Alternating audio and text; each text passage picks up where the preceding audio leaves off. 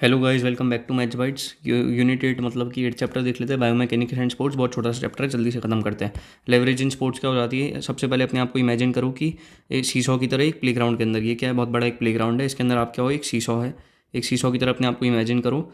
और the longer the seesaw, तो उसको बोल देंगे lever. Lever the easier is to lift someone on the other hand. ठीक है।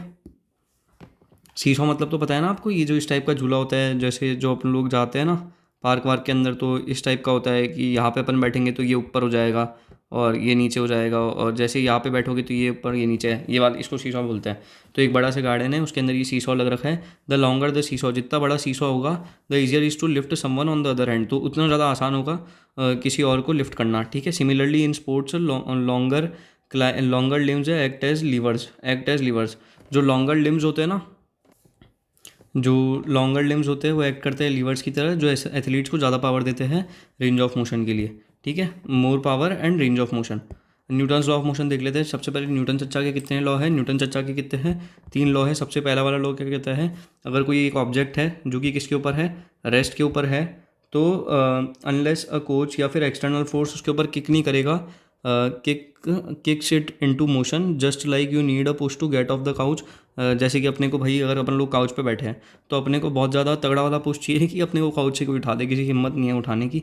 Athletes need a force to start moving. Athletes के लिए, एथलीट्स को क्या चाहिए? एक फोर्स चाहिए मूव करने के लिए।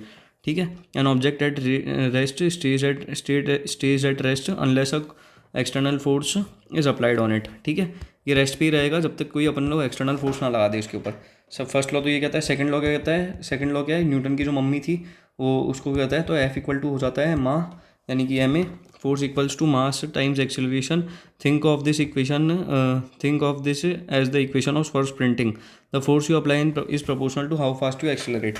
जितनी आप, जैसे मैं आपको भागना है तो जितनी आप फोर्स लगाओगे ना भागने के लिए, वो क्या होगा, उतना ही प्रोपोर्शनल होगा, उतनी प्रोपोर्शनल होगी कि कितना आप तेज़ भाग रहे हो एक्सेलरेशन के हिसाब से, हाउ फास्ट यू एक्सेलरेट। ठीक है।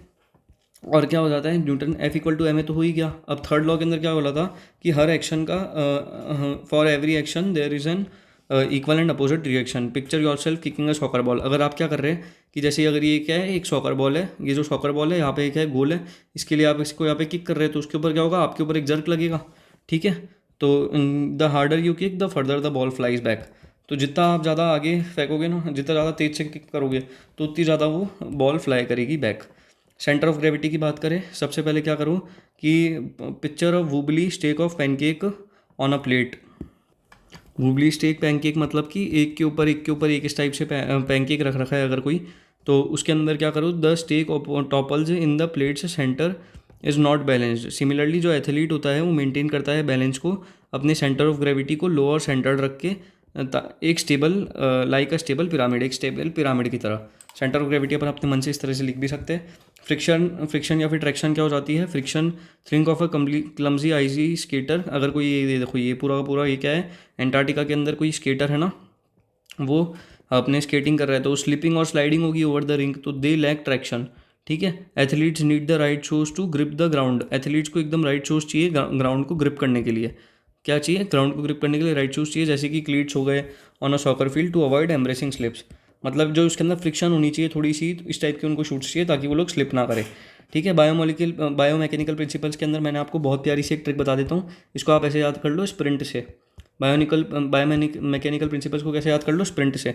स्प्रिंट का ये क्या है, एक ऐसा एक्रोनिम है जो एस से हो गया अपने स्टेबिलिटी, पी से हो जाएगा प्रोजेक्टाइल मोशन, आर से हो जाएगा अपने रेक्टिलिनियर मोशन या फिर रेंज ऑफ मोशन हो जाएगा, आर से हो जाएगा रेंज ऑफ मोशन, आई से हो जाएगा इम्पल्स, एन से क्या हो जाएगा न्यूटन्स लॉ ऑफ मोशन, और टी से हो जाएगा ट्रेजेक्ट्री। स्टेबिलिटी क्या बताती है? Stay balance like a flamingo on one leg. Stay balance रहो एकदम, जैसे कि फ्लेमिंगो रहता है एक लेग के ऊपर। जैसे अगर किसी बंदे के 2 लेग होते हैं ना, तो ऐसे लोगों के 2 लेग होते हैं, तो ये फ्लेमिंगो के अंदर क्या होता है, अपन लोग एक लेग को यहाँ पे ऐसे रख के और उसके बाद में पूरे के पूरे ऐसे बैलेंस रहने की कोशिश करते हैं। ठीक है। इस टाइप से प्रोजेक्टाइल मोशन के अंदर क्या होता है, अगर आपने कोई एक बॉल को वी वेलोसिटी दी है तो यहाँ पे वी कॉस थीटा हो जाती है, यहाँ पे वी साइन थीटा हो जाती है, यहाँ पे इस तरह से, और ये जो बॉल है वो इस टाइप का मोशन कर दी थी, और ये जो बीच की गिर रही है इसको रेंज बोल देता है। ठीक है। Range stretch like a rubber band to reach further.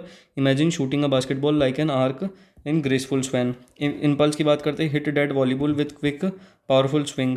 ठीक है। न्यूटन्स लॉ क्या कहता है? Remember Newton's law for sports success. Trajectory visualise the perfect path for javelin to soar through the air. Neeraj Chopra ने जो जेवलिन अपना थ्रो किया था ना, ये जो जेवलिन है इसको जो उन्होंने थ्रो किया था, तो ये वो यहाँ पे एकदम ऐसे ऐसे करके इस टाइप से थ्रो किया था ट्रेजेक्ट्री को पता लगा के, ताकि वो एकदम दूर जा पाए। टाइप्स ऑफ मोशन के अंदर किस टाइप का हो जाता है इसको अपन याद रखेंगे, किस चीज़ से, जिगजैग मोशन, जिगजैग जूम ऐसे याद रख लेंगे। डिफरेंट मूव्स इन जिगजैग क्या हो जाता है, like a zigzagging football player, ये एवेडिंग टैकल्स। जूम क्या हो जाता है, स्प्रिंटिंग लाइक अ चीता, चेजिंग इट्स प्रे। रोटेट क्या हो जाता है, swinging a basketball bat with well wind motion. Different types of different movements in sport के अंदर ये जिगजैग जूम रोटेट हो जाता है। तो जिगजैग के अंदर like a zigzagging football player, evading tackles. Zoom के अंदर क्या हो जाता है, स्प्रिंटिंग लाइक अ चीता, चेजिंग इट्स प्रे। रोटेट के अंदर क्या होता है, swinging a basketball bat with whirlwind motion. सबसे पहले अपन लोगों ने इसके अंदर, अब देखो मैं एक बार वो रिकैप करवा देता हूँ। सबसे पहले अपन लोगों ने क्या पढ़ा इस चैप्टर के अंदर, वही है कि ये लीवरेज क्या हो जाता है, लीवरेज वो हो जाता है कि अगर कोई पूरा का पूरा बड़ा सा प्लेग्राउंड है, उसके अंदर अपन ने एक सीसॉ रख रखा है। तो अगर अपन ने एक साइड अपन ने किसी भी बंदे को बिठाया, तो जितना ज़्यादा लेंथ होगा ना लीवरेज का, उतना ज़्यादा ईजी होगा, the easier is to lift someone on the other end. ठीक है, तो ऐसे ही स्पोर्ट्स के अंदर जितने ज़्यादा लंबे लिम्स होंगे उतना आसान होगा एथलीट्स के लिए, उनको ज़्यादा पावर होगी और ज़्यादा रेंज ऑफ मोशन मिलेगी। ठीक है, न्यूटन्स लॉ ऑफ मोशन के क्या हो जाता है, सबसे पहले तो बॉल ये जो रेस्ट पे होती है तो उसका एक्सटर्नल फोर्सेस रिक्वायर्ड, या फिर ये अगर कोई ऑब्जेक्ट है वो रेस्ट के ऊपर है तो वो रेस्ट पे ही रहेगा जब तक उसके ऊपर अपन एक्सटर्नल फोर्स नहीं लगाते। दूसरा लॉ क्या कहता है, न्यूटन अपनी मम्मी को बोल देता है F=ma। ठीक है, the force you apply is proportional to how fast you accelerate. Third law क्या जाता है, हर एक्शन का एक अपोजिट रिएक्शन होता है। अगर कोई सॉकर बॉल है, आपने उसको किक मारी है, किक मारने के बाद क्या होगी, जितनी जोर से आपने किक मारी है ना उतनी ज़्यादा आगे वो क्या बोलते हैं, how proportional to how fast you want to accelerate. ये तो हो गया, the harder you kick the further the ball flies back. Centre of gravity क्या हो जाती है, कोई पैनकेक है उसको अपन ने रख दिया और वो क्या करेगा, टॉपल कर जाएगा अगर वो सेंटर ऑफ ग्रेविटी की लाइन के अंदर नहीं है या फिर लाइन ऑफ अप्रोच के अंदर नहीं है। तो इस वजह से, तो जैसे कि जो एथलीट्स होते हैं वो क्या होते हैं, स्टेबल पिरामिड की तरह खड़े हो जाते हैं और वो अपने आप को बैलेंस करने की कोशिश करते हैं। ठीक है, और फ्रिक्शन और ट्रैक्शन पता ही है आपको कि अंटार्कटिका के अंदर अपन लोग वो कर रहे थे। स्प्रिंट अपन लोग याद कर ही लिया, स्टेबिलिटी, प्रोजेक्टाइल मोशन और अपने range of motion, impulse, Newton's law of motion, trajectory. Zigzag zoom के अंदर क्या याद कर लिया, डिफरेंट टाइप्स ऑफ मोशन होते हैं। जिगजैग मतलब कि like zigzagging football player, avoiding tackles, evading tackles. Zoom के अंदर क्या हो जाता है, स्प्रिंटिंग लाइक अ चीता, चेजिंग इट्स प्रे। रोटेट क्या हो जाता है, swinging a ball bat with whirlwind motion. तो जितने भी मैंने इसके अंदर वो बताया है न्यूमोनिक्स, उन चीज़ को प्लीज़ एक बार लिखिएगा कि अपने ये टोटल 6 पॉइंट है चैप्टर के अंदर। 6 पॉइंट के बाहर कुछ भी नहीं आएगा, मेरी गारंटी है ये। अगर कुछ भी आ जाता है इस चैप्टर के अंदर से तो आपको ये 6 के 6 पॉइंट, मतलब कुछ भी जो इस चैप्टर के अंदर मैंने आपको पढ़ाया ना वो दिमाग में आ रहा है वो सब कुछ लिख दो। ये स्प्रिंट और जिगजैग जूम को तो प्लीज़ इंक्लूड करने की कोशिश कीजिएगा ताकि आपका जो आंसर है वो ज़्यादा अच्छा दिखे और ज़्यादा बड़ा दिखे। जितना मैक्सिमम हो सके उतना लिखेंगे। Bye bye, have a good day. और जो दूसरी वाली वीडियो है ना उसके लास्ट के 3 मिनट्स के अंदर सारे के सारे इंपॉर्टेंट जो ये कीवर्ड्स है वो बता रखे हैं, तो आप एक बार वो देख लीजिएगा। ठीक है, बाय बाय।